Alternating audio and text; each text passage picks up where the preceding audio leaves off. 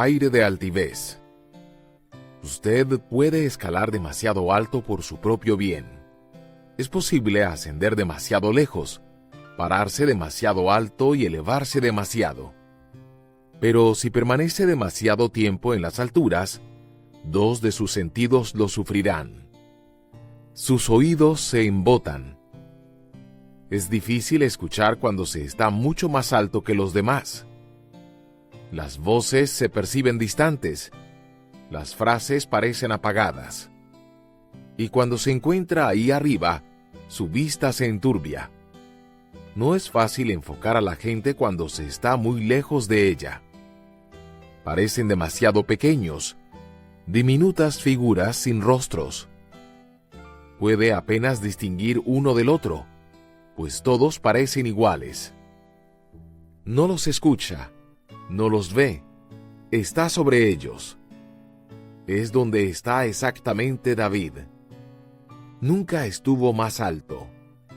La ola de su éxito tocó su punto más alto a la edad de 50. El país es próspero. En 2 décadas en el trono, se ha distinguido como guerrero, músico, estadista y rey. Su gabinete es fuerte y su frontera se extiende por 100.000 kilómetros cuadrados. Sin derrotas en el campo de batalla, sin imperfecciones en su administración, la gente lo ama, sus soldados le sirven, la multitud lo ama. Sin precedentes, David está en su nivel más alto. Por el contrario, está muy distinto a como lo encontramos en el valle de Elá. De rodillas en el arroyo, buscando 5 piedras lisas, mientras todos los demás están de pie. Los soldados de pie, sus hermanos de pie. Los otros eran altos, David era bajo, panza abajo en la parte más baja del valle. Nunca más bajo, nunca más fuerte. Pero 3 décadas más tarde, su situación se revierte. Nunca más alto ni nunca más débil. David se para en el punto más alto de su vida, en la parte más alta de su reinado, en la parte más alta de la ciudad, en el balcón, mirando Jerusalén. Debería estar con sus hombres en la lucha contra sus adversarios, a horcajadas en su corcel. Pero no, está en su casa. En la primavera, que era la época en que los reyes salían de campaña, David mandó a Joab con la guardia real y todo el ejército de Israel para que aniquilara a los amonitas y sitiara la ciudad de Rabá. Pero David se quedó en Jerusalén. Segunda de Samuel 11:1. Es primavera en Israel, las noches son cálidas y el aire es dulce. David tiene tiempo en sus manos, amor en su mente y gente a su disposición. Sus ojos se posan en una mujer cuando se baña. Nos preguntaremos siempre si Betsabé se estaba bañando en un lugar donde no debería bañarse, esperando que David la observase, en el lugar donde no debería haberla observado. Nunca lo sabremos, pero sabemos que David mira y que ve algo que le gusta. Entonces pregunta sobre ella y un sirviente retorna con la información. Se trata de Betsabé, que es hija de Elián y esposa de Urías elitita. El sirviente entrega la información con un aviso. Le da no solo el nombre de la mujer, sino también su estado civil y el nombre de su marido. ¿Por qué decirle a David que estaba casada si no es para advertirlo? ¿Y por qué darle el nombre del marido si no le fuera a David familiar? Las probabilidades están. David conocía a Urías. El sirviente espera con habilidad disuadir al rey. Pero David elude la indirecta. El siguiente versículo lo describe. Entonces David ordenó que la llevaran a su presencia. y cuando Betsabé llegó, él se acostó con ella. David envía muchas veces en esta historia. Envía a Joab a la batalla. Envía a un sirviente a preguntar sobre Betsabé. Tuvo que haber enviado mensajes para Betsabé, ordenando que se dirigiese hacia él. Cuando David se entera de su embarazo, envía unas líneas a Joab para enviar a Urías de vuelta a Jerusalén. David envía a Betsabé a descansar, pero Urías es demasiado noble. David opta por enviar a Urías de vuelta a un lugar en la batalla, donde está seguro de que morirá. Creído de que su estrategia es completa, David envía a alguien por Betsabé y se casa con ella. No nos gusta este David que envía, que demanda. Preferimos al David pastor, el que cuida los rebaños. El David gallardo, que se esconde de Saúl. El David venerador, que compone salmos. No estamos preparados para el David que ha perdido el control de su propio control, que peca tanto como envía. Pero, ¿qué le ha ocurrido? Es simple, la enfermedad de la altitud. Ha permanecido en las alturas durante demasiado tiempo. El poco aire le ha confundido los sentidos.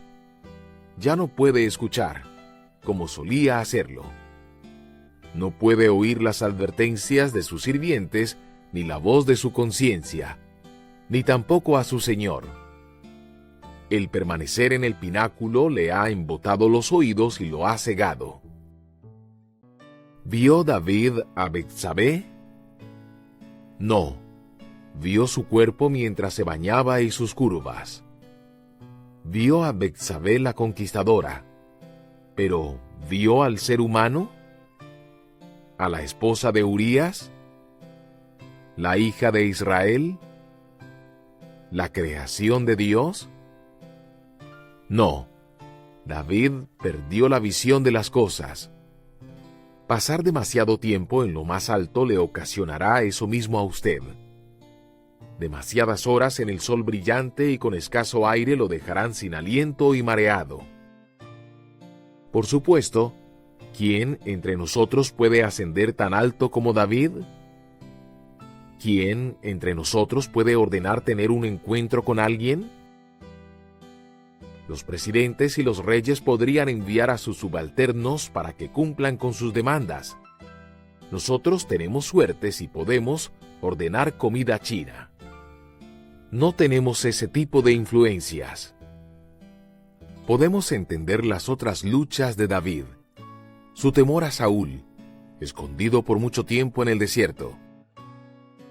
Nosotros hemos estado ahí. Pero, ¿podemos entender al David arrogante? El mirador de David es un lugar donde no hemos estado. ¿O sí? Yo no he estado en un mirador, pero estuve en un vuelo. Y no he visto el baño de una mujer, pero he visto a una azafata conduciéndose torpemente, sin hacer nada bien. Le pedía soda y me traía jugo. Le pedía una almohada y me traía una manta. Equivocaba todos mis pedidos. Y comencé a refunfuñar, no en voz alta, pero sí mentalmente. ¿Cuál es el problema hoy con el servicio? Supongo que me estaba poniendo un poco engreído. Fui invitado a una charla en cierto evento. La gente me decía que tenía mucha suerte de contar con mi presencia. No creo que estuviese loco, pero el hecho es que dijeron eso, o al menos creí entenderlo. Entonces abordé el avión con un poco de arrogancia. Tuve que inclinar la cabeza para entrar por la puerta de la nave y me coloqué en mi asiento, sabiendo que el vuelo era seguro, puesto que el paraíso sabe que soy esencial para el trabajo de Dios. Luego pedí la soda, la almohada. La azafata no cumplió con el pedido y rezongué. ¿Sabe lo que estaba haciendo? Ubicándome por encima de la azafata. En la jerarquía social, esa mujer estaba por debajo de mí. Su trabajo era servir y el mío, que me sirvieran. Bueno, no me mire de ese modo. ¿Nunca se ha sentido superior a alguien? A un empleado en un estacionamiento, a un trabajador en el supermercado, al que vende maníes en un encuentro deportivo, al empleado en el guardarropa. Usted ha hecho lo mismo que yo. Hemos hecho lo que hizo David. Perdimos nuestro oído y nuestra vista. Cuando miré a la azafata, no vi a un ser humano. Vi un artículo de necesidad. Pero su pregunta lo cambió todo. ¿Señor Luqueido? Imagínese mi sorpresa cuando la azafata se arrodilló al costado de mi asiento. ¿Es usted el que escribe libros cristianos? Libros cristianos. Sí. Pensamientos cristianos. Eso es otro asunto. Dije para mí mismo, mientras bajaba las escaleras de la plataforma. ¿Podría hablar con usted?, me preguntó. Sus ojos se pusieron brumosos. Abrió su corazón y llenó los siguientes 3 o 4 minutos con su dolor. Los papeles del divorcio le llegaron esa mañana. Su marido no le contestaba las llamadas. No sabía dónde iba a vivir. Casi no podía concentrarse en su trabajo. ¿Podía orar por ella? Lo hice. Pero los dos, Dios y yo, sabíamos que no era la única que necesitaba las oraciones. Quizá, ¿podría usted orar también? ¿Cómo está de sus oídos? ¿Escucha a los enviados de Dios? ¿Escucha la conciencia que Dios despierta? ¿Y sus ojos? ¿Todavía ve a la gente? ¿O solo ve sus funciones? ¿Ve a las personas que necesita o a las que están por debajo de usted? La historia de David y Betsabé es más de poder que de deseo. Es la historia de un hombre que se elevó muy alto para su propio bien. Un hombre que necesitaba escuchar estas palabras. Baja antes de que te caigas. Al orgullo le sigue la destrucción. A la altanería, el fracaso. Proverbios 16:18. Por eso Dios odia la arrogancia. Odia ver a sus hijos caer. Odia ver a sus David seduciendo y a sus Betsabé victimizadas. Dios odia lo que el orgullo hace con sus hijos. No le disgusta la arrogancia, la odia. ¿Puede establecerlo más claramente que en Proverbios 8:13? ¿Yo aborrezco el orgullo y la arrogancia? Ustedes, los inexpertos, adquieran prudencia. Ustedes, los necios, obtengan discernimiento. Usted no quiere que Dios haga que obtenga discernimiento de esta manera. Solo pregúntele a David. Nunca pudo recuperarse totalmente de su contienda con el gigante. No cometa su error. Es mucho más sabio descender la montaña que caerse de ella. Practique la humildad. Ser humilde no significa que se minimice, pero sí que piense menos en sí mismo. Por la gracia que se me ha dado, les digo a todos ustedes, nadie tenga un concepto de sí más alto que el que debe tener, sino más bien piense de sí mismo con moderación, según la medida de fe que Dios le haya dado. Romanos 12:3. Acepte su pobreza. Estamos igualmente quebrados y benditos. Tal como salió del vientre de su madre, así se irá, desnudo como vino al mundo, y sin llevarse el fruto de tanto trabajo. Eclesiastés 5:15. Resístase a ocupar el lugar de la celebridad. Más bien, cuando te inviten, siéntate en el último lugar, para que cuando venga el que te invitó, te diga: amigo, pasa más adelante a un lugar mejor. Así recibirás honor en presencia de todos los demás invitados. Lucas 14:10. ¿No sería mejor que lo inviten a que lo menosprecien? Dios tiene un remedio para los presuntuosos: que se bajen de la montaña.